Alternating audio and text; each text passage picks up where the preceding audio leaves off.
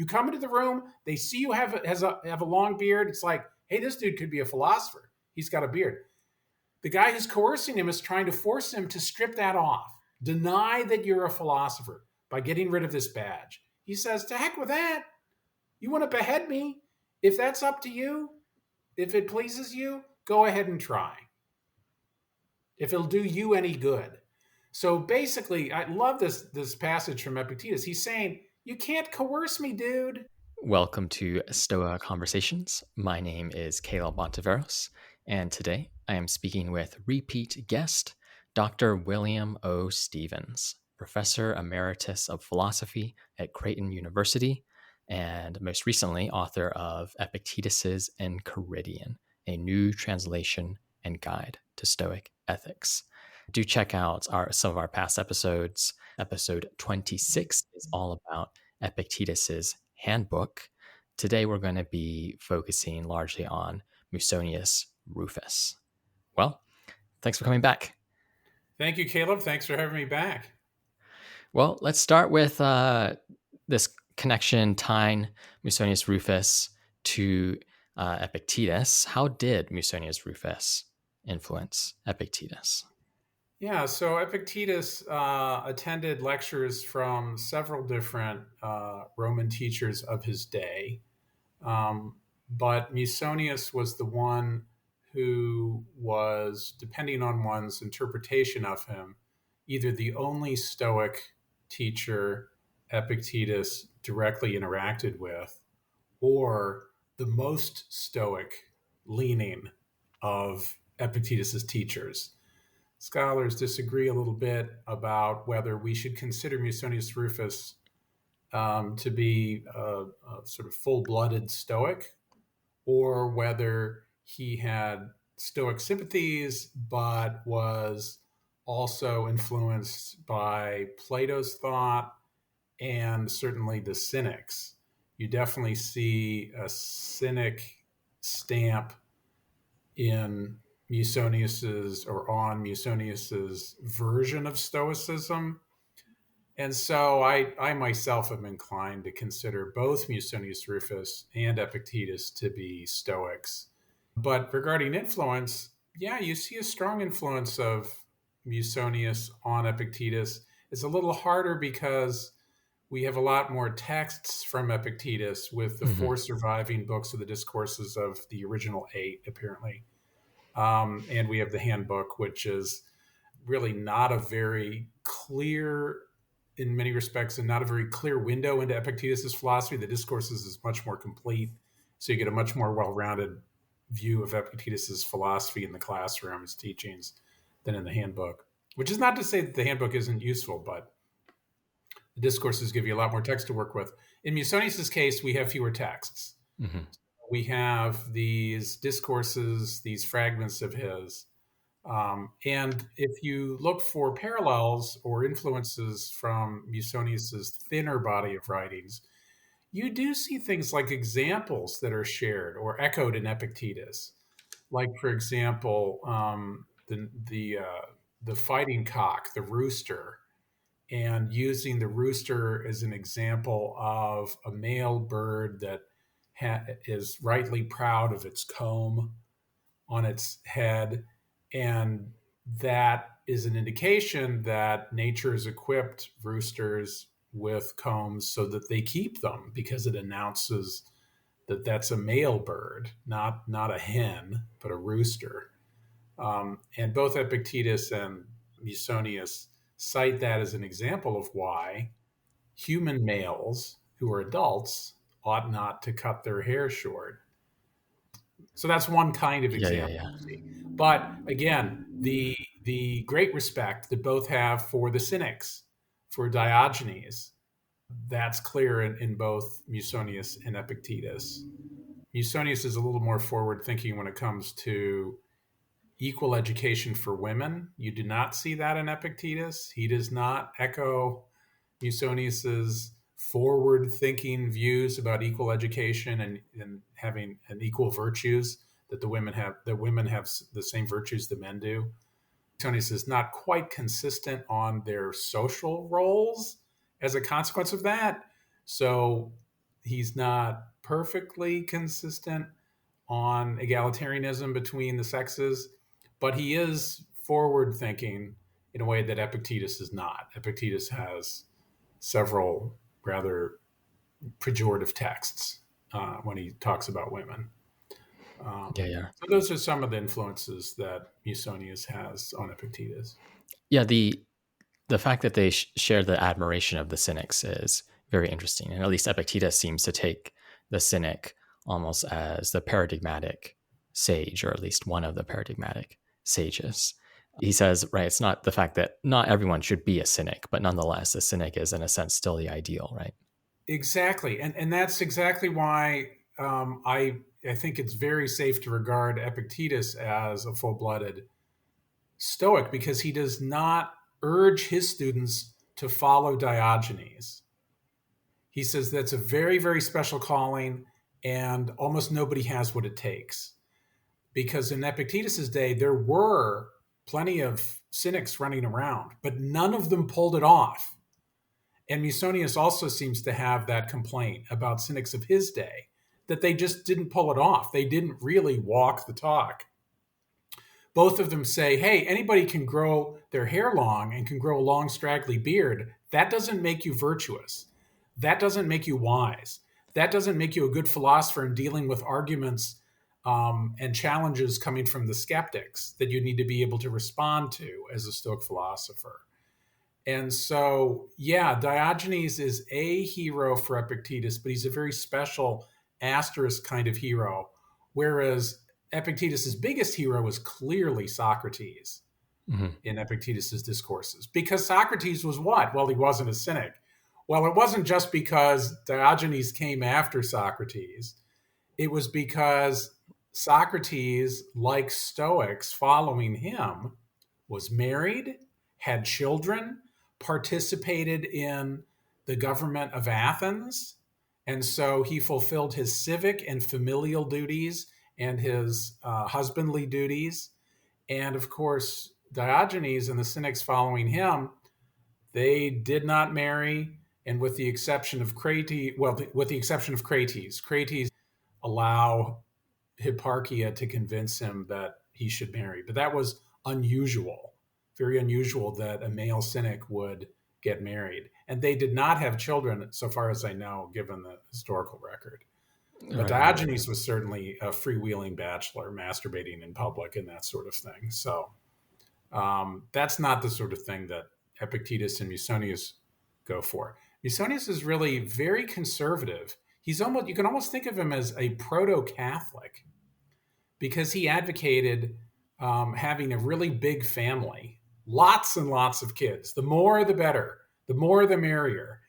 And he thought just seeing a husband and wife with a long trail of lots of kids walking into the market was a beautiful, joyous thing. So Musonius explicitly argues against homosexuality. He argues that's contrary to nature. Men should be married. They should have lots of kids with their wives, and he promotes big families. And he's homophobic. Right, Whereas right. Epictetus doesn't speak to that. He doesn't seem to have the kind of philosophical objection to homosexual sex acts that his teacher Musonius did. He's also not as sensitive when it comes to diet as Musonius is. Musonius is more conservative in that respect too. Right, right. There's a former Stoa guest, Kevin Voss, was a practicing Catholic, loved Musonius Rufus, in part because you do see the fact that he's got this pronatalist philosopher. He believes in traditional Roman values, but nonetheless, they're slightly more liberal than I think what the typical Roman would practice. So they're somewhat more amenable. But he thought that Musonius Rufus went quite well and indeed helped explain some traditional Catholic views. But at any rate, one thing that I think makes Musonius Rufus so interesting is that he tackles some of these really specific issues, like how should one eat? Should you have a beard? How should you furnish your house? Right. Yeah. Um, But before we jump into what he says about those, like, why should a Stoic care at all about issues like diet, the length of a beard? Shouldn't they just be focused on virtue? Yeah, well, why do we focus on virtue? Because the Stoic definition of the goal, the telos, of all living things, including human beings, is to live in agreement with nature. That comes first. That's the target that we all aim for. And then the Stoics say, okay, well, nature is polyvalent. It's ambiguous. It has multiple meanings. There's nature with a capital N, which is the whole cosmos, the universe. So living in agreement with nature with a capital N means not trying to fight gravity. That's not possible for anything that's a body, any embodied thing. But it also means more specifically living in agreement with the particular kind of constitution characteristic of members of your species. And human beings are mammals. And so we need to eat and drink and sleep. And it's appropriate for us, or it can be appropriate for us to procreate given the right circumstances, to keep ourselves from getting too cold, too warm, like all mammals do.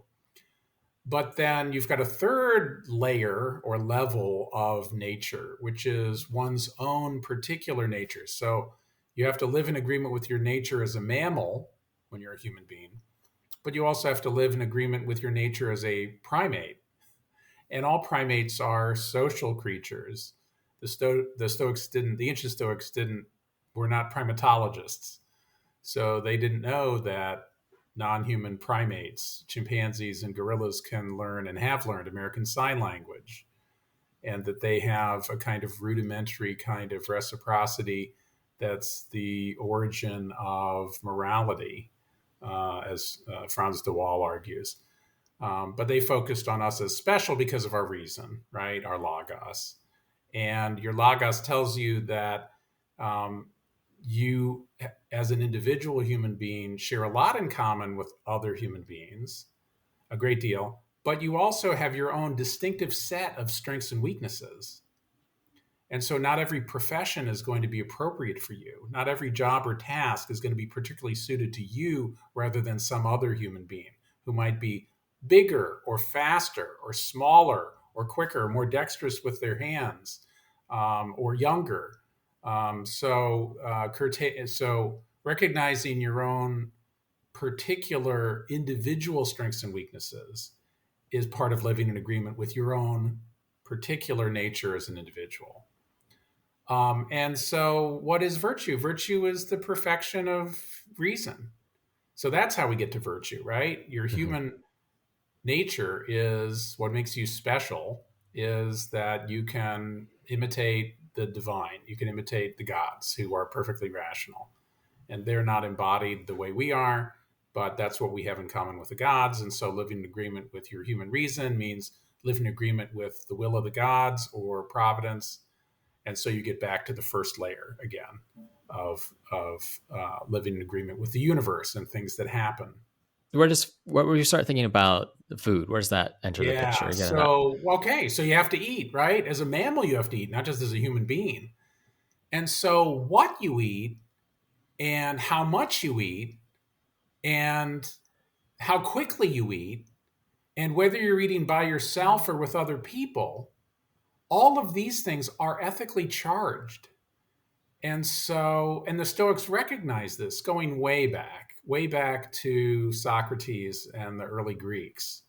Eating is a social activity, but it's necessary for survival.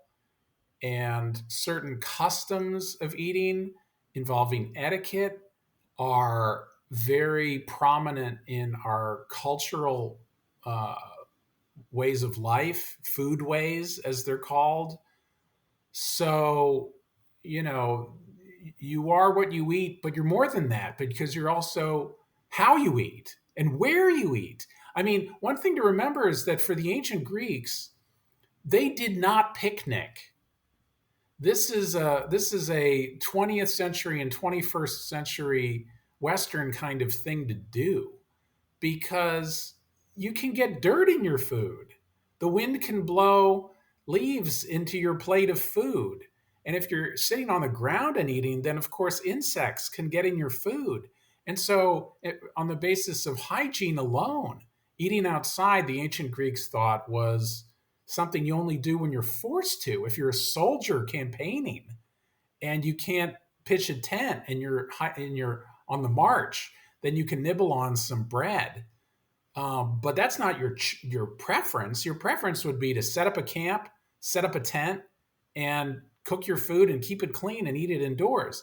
And this is why Diogenes the Cynic, who would eat outdoors, was scandalous to the Athenians, because you don't eat outside. That's what dogs do. Dogs eat outside. And so Diogenes, of course, is like, yeah, it's okay. If eating is natural, it's natural anywhere, anytime. That's his reasoning. And that distinguished him very much from the Stoics and from the early Athenian philosophers, the Greek philosophers. Right, right. So, yeah, I mean, food comes from nature. Food comes from the ground. We grow crops. We have orchards. The Greeks and the Romans, food production was very important because they faced food insecurity much more often than the privileged, us, do, right? In the 21st century, there are Americans that face food insecurity, and of course, plenty of people outside the United States that wrestle with food insecurity. But this was an issue in the ancient world, and it was very much a matter of wealth, of course. But they had to deal with famines and that sort of thing too, and food could spoil, and they did not have refrigeration as we do.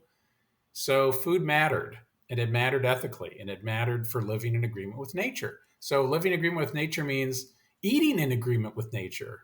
How do you eat in agreement with nature? Well, Musonius has very decided opinions on that, right? Right, right. So, as a very austere side of the spectrum, Stoic, conservative kind of Stoic, his view was that food is fuel. And the purpose of food is to energize you. And one of his arguments for this is, if you think about how long it takes to eat a meal and digest it, and then get the energy from that food, from those calories, you realize that it's only a few seconds or maybe a minute if you really chew your food a lot and the saliva mixes on your tongue. And so you're tasting it for a few seconds, and then you swallow it. And then that food is in you for hours and hours and hours. And you don't taste it when it's going down your esophagus, and you don't taste it when it's in your stomach, and you don't taste it as it's going through your large intestine and your small intestine, right? And so for him, the notion of hedonism is just wrong, right? As a Stoic, you live in agreement with nature. That's what guides your choices, your power of reason, not what titillates your palate, not what feels good. If you ate and drank just because if you thought the purpose of food and drink was to make you feel good, you'd get drunk a lot. I would drink milkshakes all day long, right? I mean, that's not going to give you a healthy diet. And people who do overeat and drink too much wine and drink milkshakes when instead they should be having healthier food, their bodies pay the price. And so it's a clever argument, I think, that Musonius has. It says, look, any food that has calories is going to fuel your actions. And when you're not eating, your actions should be as directed toward virtue as when you are eating.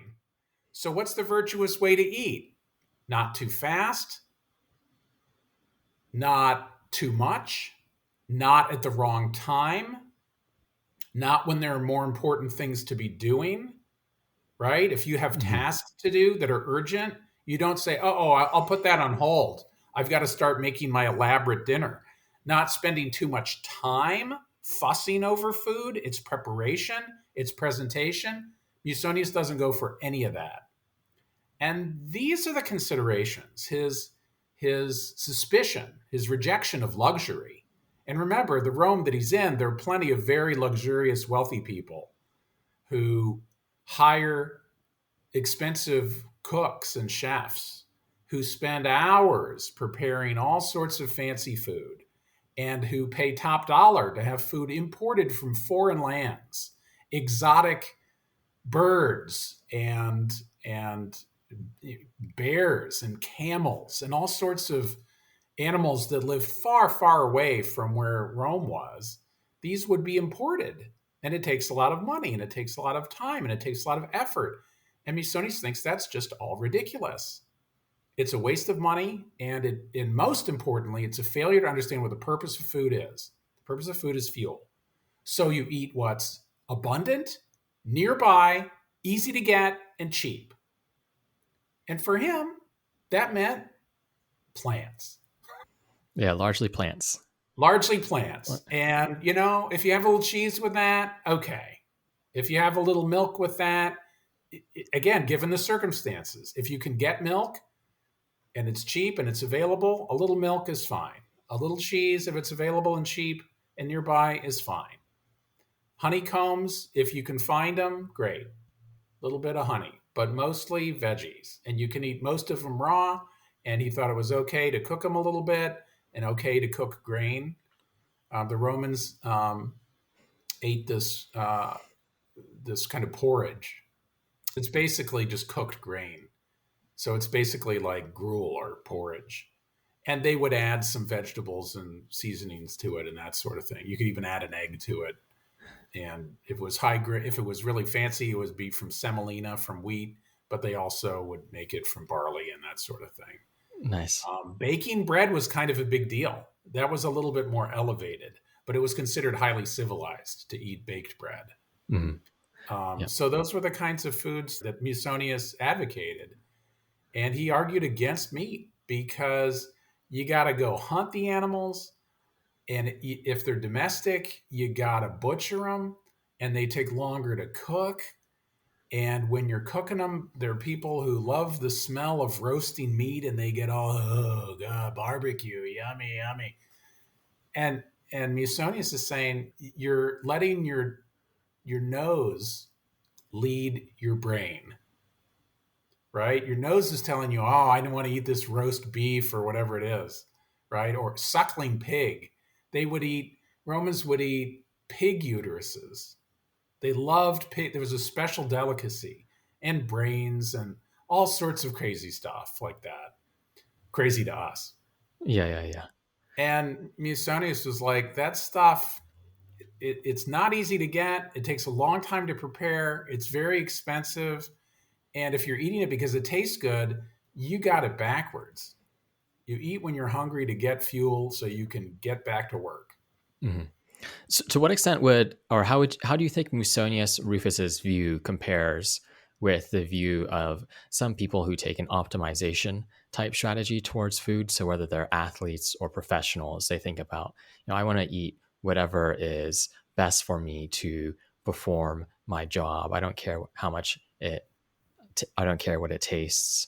They probably care less about how easy it is to access, but it's serving some instrumental purpose, which is to fulfill, probably the most obvious cases would be like professional performance or athletic performance.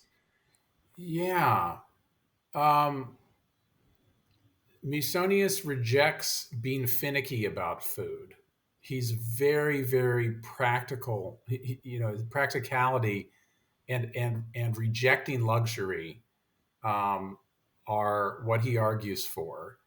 And in defending his argument for a very simple vegetarian diet, because of course vegetarian diets can be very fancy. I mean, you could optimize with all sorts of precise measurements of how much you have of each different food group to get your micronutrients. So, I mean, vegetarians could spend, you can spend a lot of money living as a vegan. But Musonius is far more rustic than that. And that's why he admires farmers. And he says, look, if you're a farmer and you're eating what the land produces, not what comes off the hoof, not chicken breasts or thighs, not not pork or beef or goat or mutton, lamb, whatever, but crops that come right out of the field.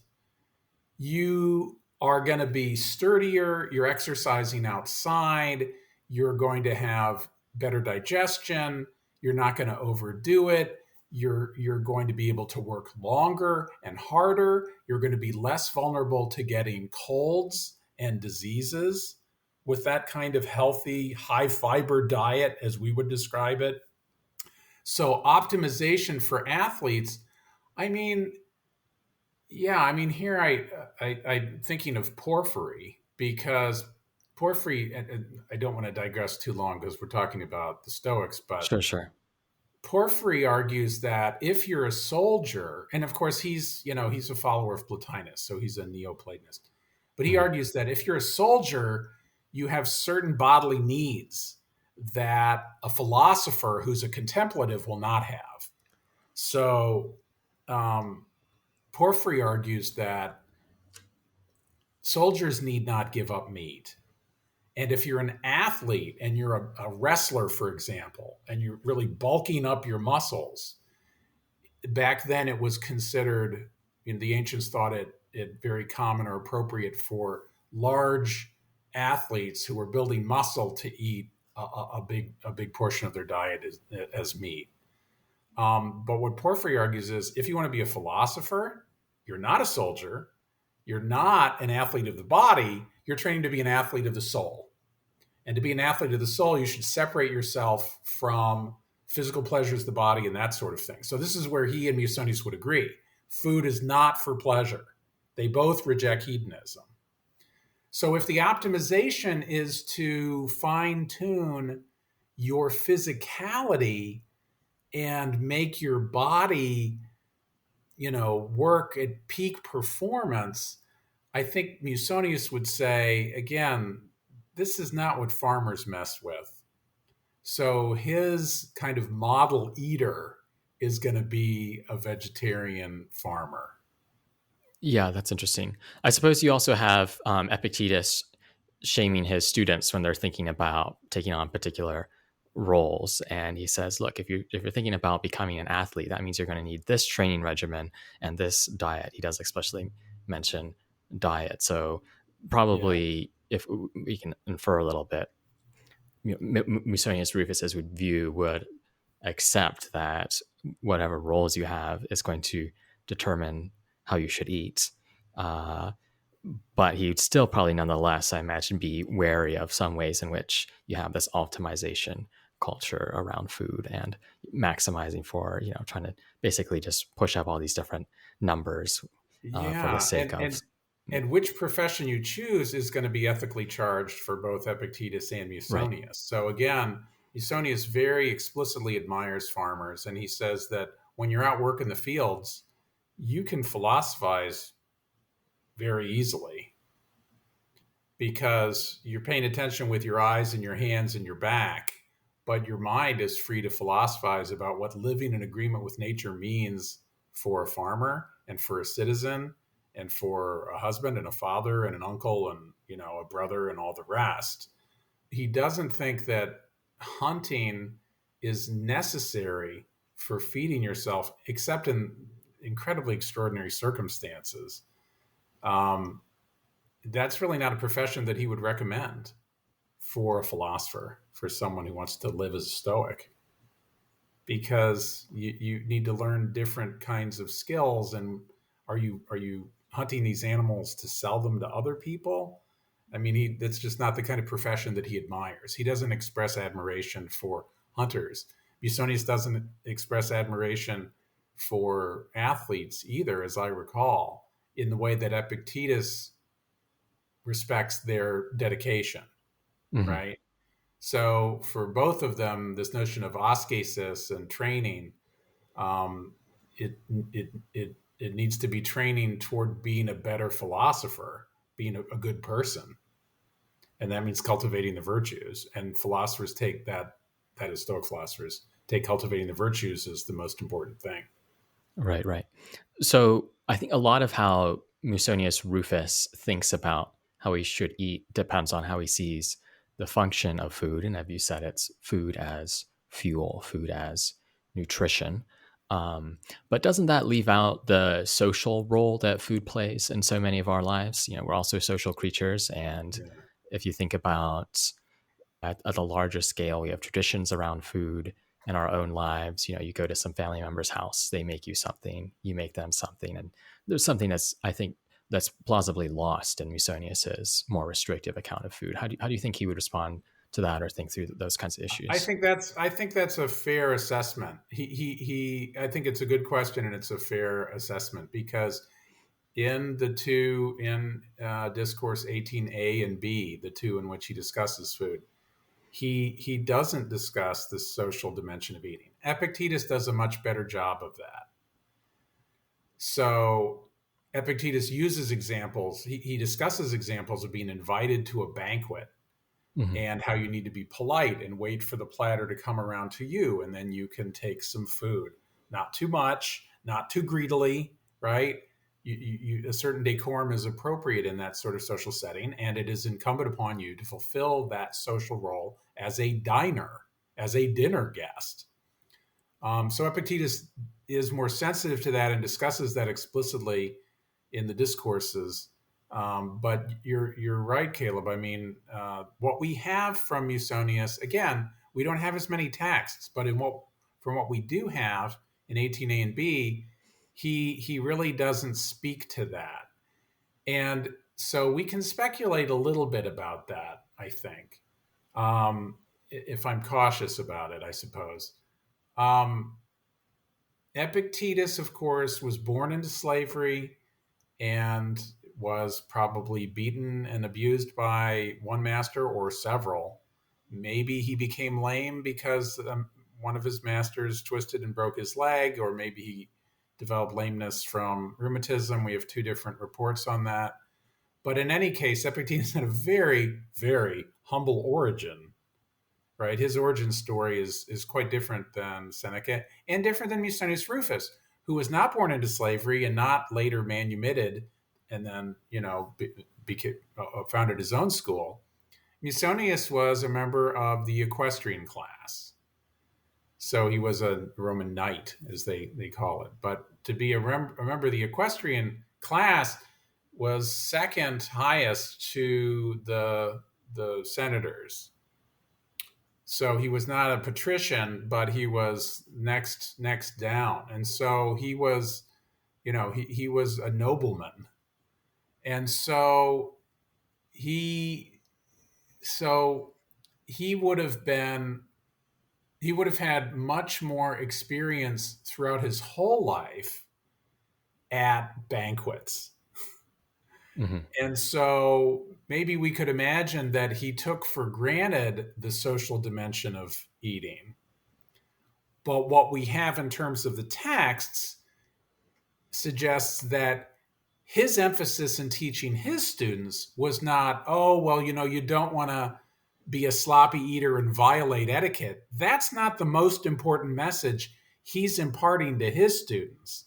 The most important message he's imparting is don't become a glutton like these other wealthy equestrians that I see all the time who spend tons of money on these elaborate banquets importing rare game meat from foreign lands and scouring the ocean for all this fancy seafood, right?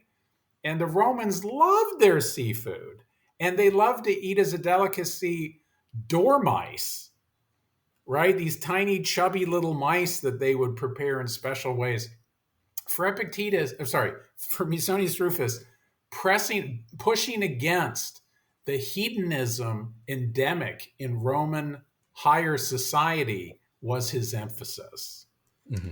And so I think he wouldn't disagree with what Epictetus says about following etiquette and maintaining social relations among family members and fellow citizens and that sort of thing. But for Musonius, the emphasis is very much remembering food is not to make you feel good. Food is not for pleasure, it's fuel. And you should eat to live, you should not live to eat. And those were that habit, that living contrary to nature, eating contrary to nature for Musonius was primarily resisting this hedonistic understanding of food. Yeah, I suppose maybe he made a philosophical oversight, maybe not. It's hard to say. We don't have all of his text, but another reading is the one that you just mentions that it's a matter of emphasis. Who's Musonius Rufus living with? Who is he teaching? They're going to be Roman equestrians, or if not equestrians, people who have shown their talents, become manumitted, and are sort of entering into those higher rungs of Roman society. And perhaps that's when you want to be thinking about, and as he does in a number of domains, that temptation towards, as whether that's realized as luxury, overrating the harm of exile, whatever have you. That's what's top of mind for him, and probably what he thinks is most important for his peers and students. Yeah. Yeah, I think Yep, so. yep. So now we can maybe pivot into what he thought about beards, and maybe we could step back a little bit, like maybe give a little bit of background to this discussion. Why do so many ancient philosophers discuss whether one should have a beard or not? Well, I don't know that many of them in the texts that we have, again, that are extant, not many of them discuss having a beard and whether you should or not. We do know that beards were extremely popular both in ancient Greece and in ancient Rome among philosophers. That's definitely the case. And the tradition Mhm. there goes back at least to Socrates, if not before. So that images that we have of pre-Socratic philosophers, um, they were all bearded. So what's up with that? Well, a lot actually. So the practice of shaving, historians believe, really began with Alexander the Great. And so that was after Socrates, after Diogenes, in the Hellenistic period. And my understanding is that in ancient warfare, Alexander was an innovator as a great general. I mean, he wasn't just Alexander of Macedon, right?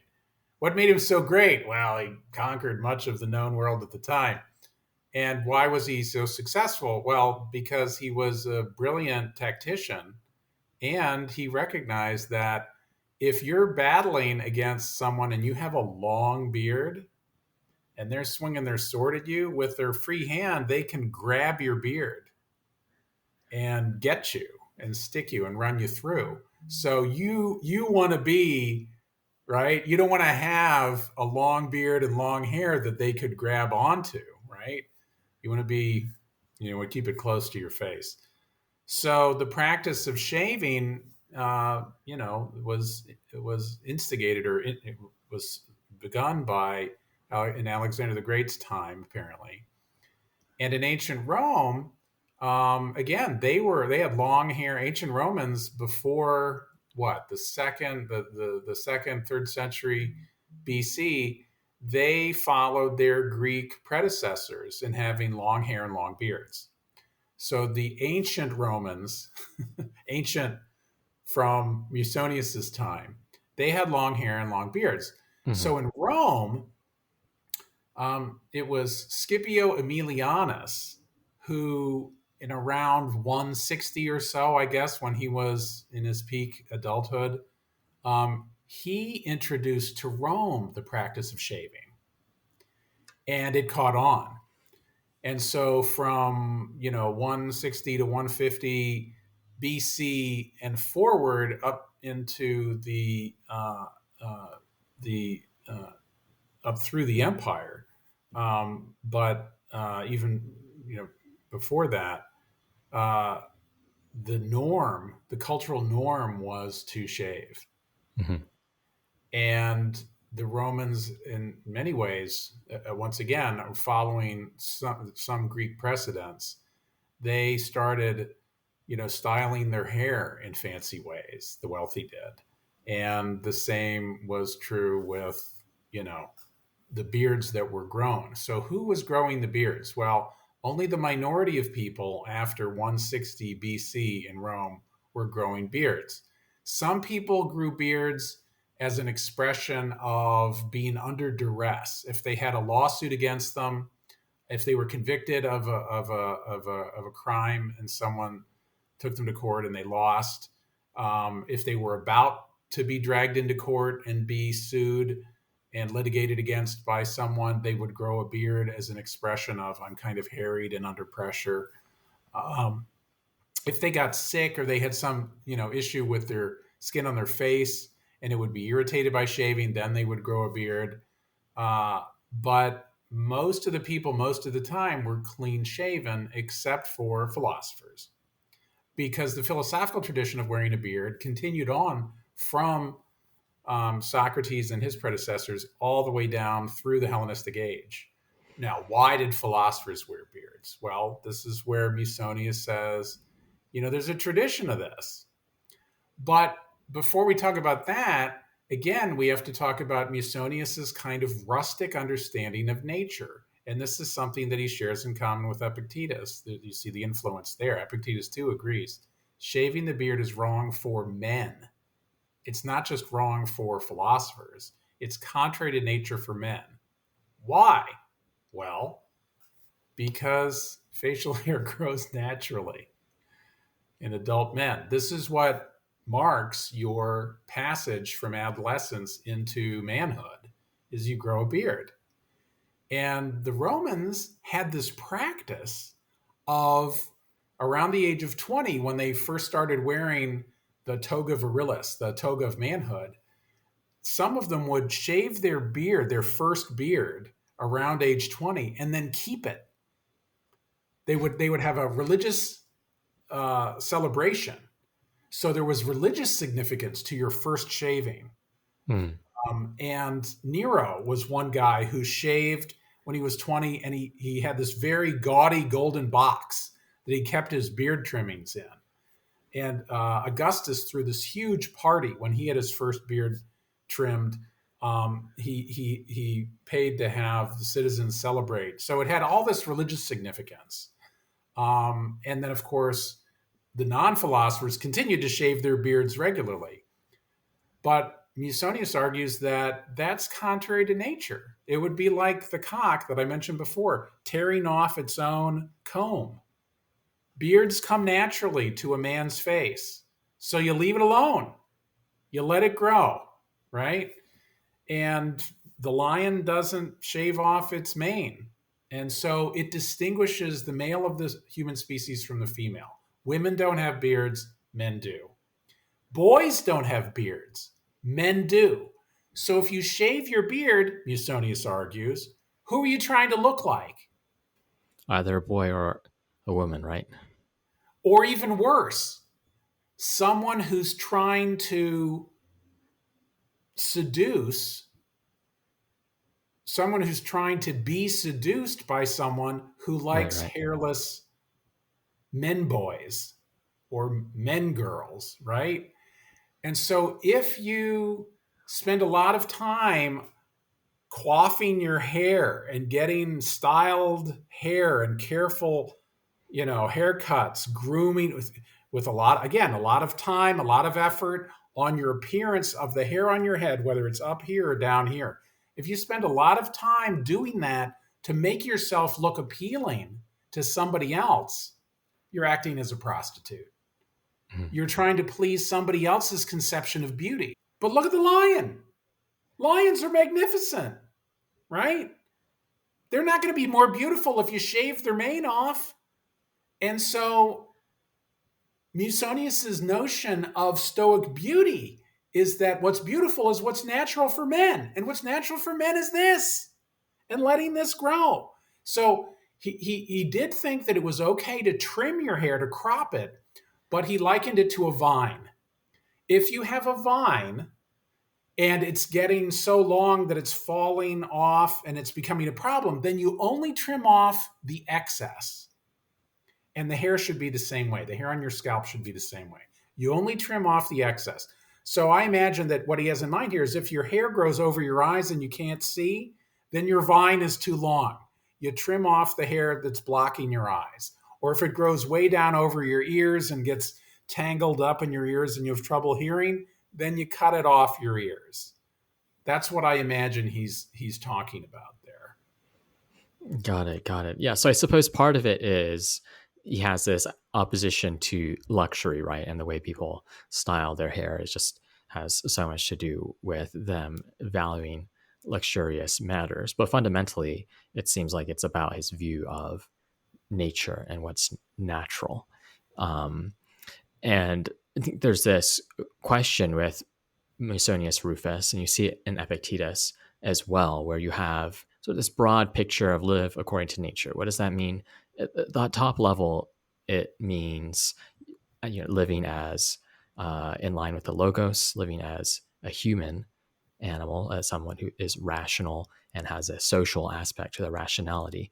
But then Musonius goes even more specific and says, no, like there are particular bodily things that are natural. How we think about our hair is just another. We should think about, well, what's the best thing to do with our hair? Think about what's natural, and you're not referring to these broader abstract notions of rational, being pro-social, and so on, but a much more specific story, almost in a way you see in a number of other different religious traditions that ask questions about what you ought to do while you look at what's natural, because there's this assumption that there's a well ordered world and you can read off that order from what you see in front of you. So I suppose, what can you say about how Stoics debated over different conceptions of nature? Would people have pushed back on Musonius Rufus' idea that the fact that hair grows is one of the most it's on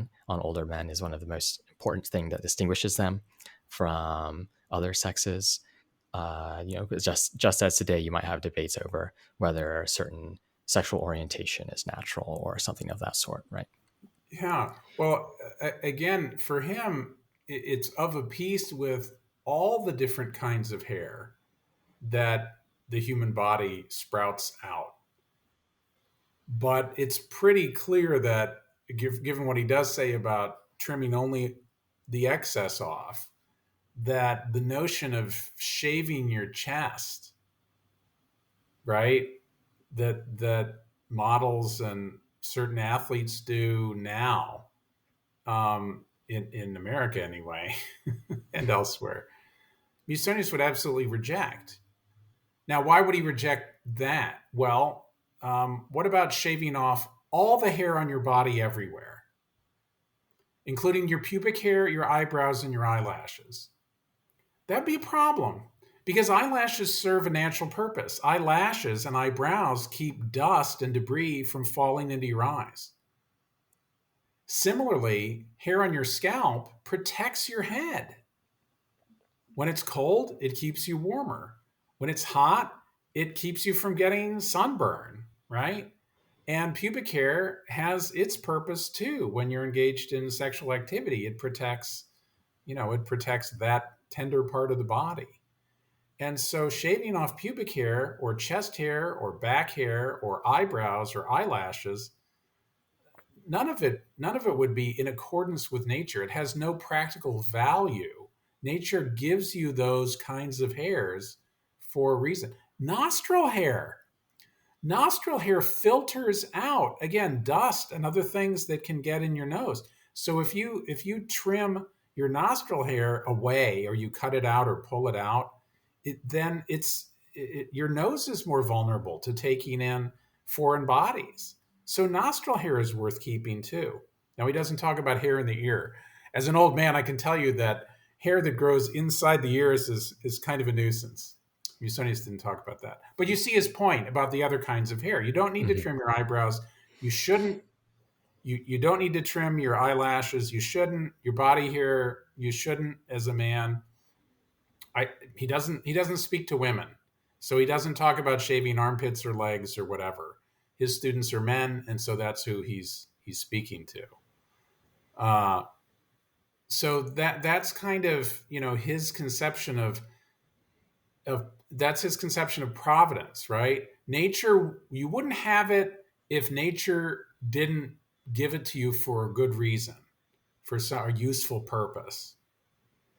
And the protective feature of hair is homologous to, he argues, to the feathers on birds. Birds are protected by their feathers. Hmm. And so it's not good for the bird, a living bird, to have its feathers plucked out.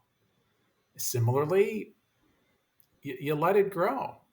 You let it grow. He also argues that trimming, he says, nature tends more to give you extra than a deficiency. So, in other words, if you're a young person and you've got plenty of hair, and then it's not that, usually nature will give you more hair than you need. Over time, your hair will continue to grow. But he says it's easier to trim back excess than it is to get the equivalent of implants, right? If you're going bald and you need hair, that's harder to do, right? And back in the ancient world, they didn't do that. If you were balding, you were balding, but they wouldn't shave it all off. And for him, it is coded to gender roles, right? I mean, Epictetus talks about this too. I mean, you can Epictetus says, the beard is a calling card. From a distance, you can see whether the person approaching is a man or a woman, right? Because from the facial hair, right? You can distinguish between men and boys and men and women and men and girls. And women have higher voices generally than men do. So for them, given their providential conception of nature, these sorts of phenotypical features, Hmm. they have meaning. They're significant. Yeah, yeah. So, what would you say is one of the most important philosophical insights or upshots from Musonius's thought on beards On and these beards? issues, or on beards, on hair, or just in general? Yeah. What do you take away from it? Uh, well, I mean, all of the stuff about the physiology and providence is very interesting, but I find the most interesting text to actually not be in Musonius, so I'm cheating a little bit, but to be in Epictetus, because there's this wonderful passage in the discourses where he says, if somebody's trying to boss you around and they're trying to coerce you, they might look at your beard. And for Roman Stoic philosophers, as for Greek philosophers, the beard, not just for men, but is specifically the badge of a philosopher. Uh-huh. So it's not only in accordance with your male nature to keep your beard, but if your chosen profession is to be a philosopher, you really need to have a beard. Why is that? Because of this tradition, going back to Socrates, looking like Socrates, right? And maybe these other kind of in accordance with nature arguments that this is really what's natural for men, and philosophers can recognize what living in agreement with nature means for men, and that means leaving the beard alone, let it grow, comb it out, keep it in decent shape, but let it grow. And so the passage in the discourses, I'm sure you know it, is where somebody says, "Hey, there you are, Epictetus, with your beard." And if somebody says, "Shave it off, or I'll behead you," cut your beard off, or I'll behead you. Epictetus responds and says, if it'll do you any good, go ahead and cut my head off.